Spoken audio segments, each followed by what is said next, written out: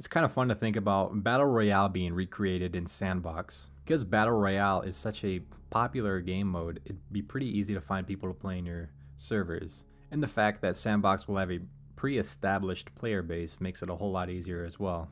It'd be pretty cool to have community servers established, being able to play with people you know on a regular basis or compete with people that you know, or trying to integrate into a new community and meet new friends and people to play with. And maybe these community servers could set up additional plugins like rankings and whatnot. And it also gives server admins the power to tweak and customize their Battle Royale game mode. They could tweak it to be more like PUBG, where movement and shooting is more realistic, or they could tweak it to be more like H1Z1, where everything is a little bit more arcade style, I guess.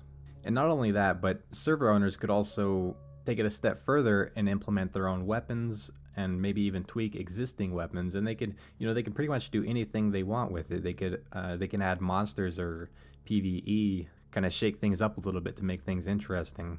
Of course, the biggest concern is performance. Implementing a 100-player game mode on a large open world is no small task. Performance will heavily rely on the Sandbox engine being optimized. I think more importantly, it'll rely on the plugin developer to create optimal code. We must keep in mind that performance isn't always the engine's fault. Sometimes it's issues with the plugins themselves. Performance aside, we should at least test the waters and, see what happens. I mean, this is Sandbox. These games are meant to build and create and try new things, and I think nothing's really holding us back from giving Battle Royale a shot.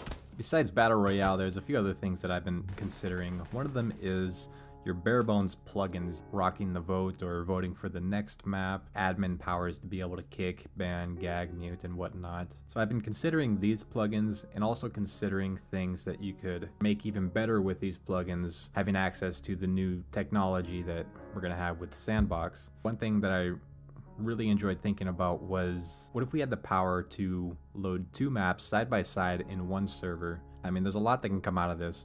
One thing that I really considered was like a B-hop server, two different B-hop maps in the same server, and players could choose either one. They could rock the vote for either one of the maps simultaneously, or you could even do like a B-hop and surf hybrid server. And the reason that I thought that this may be possible is because we saw that one video where a map was loaded, it was imported in, and it was tossed around with a fizz gun. What that means is maps are very modular. I mean, what's stopping us from loading in multiple maps? If maps are this modular and they can be just imported in and tossed around with a fizz gun like that, then, I'm assuming we'll be able to load in multiple.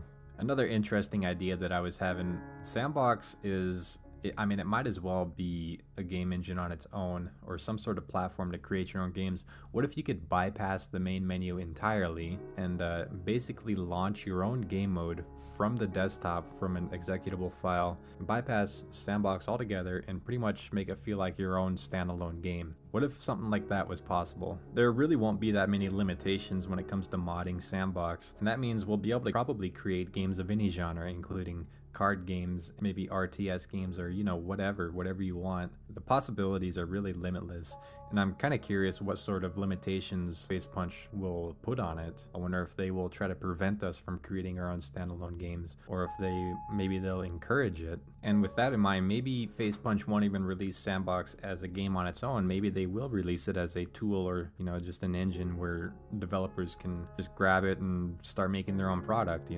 I think I'd rather see Sandbox released as its own standalone game on Steam, but either way, I'd probably be pretty happy with the result. I guess another thing to think about would be competition. You don't really want to release Sandbox and try to compete with Unity. I mean, Unity is doing great things with their engine, Godot engine even, they're doing great things as well. I'm not sure it'd be worth trying to compete with either of these guys. So yeah, I think releasing it as a standalone game within Steam would be the best route, and built-in game modes, kind of like how Gary's Mod does it. Built-in game modes, a server browser and whatnot. Or I'm not a developer for the Sandbox game or Facepunch Studios, so yeah, I can't make that kind of decision.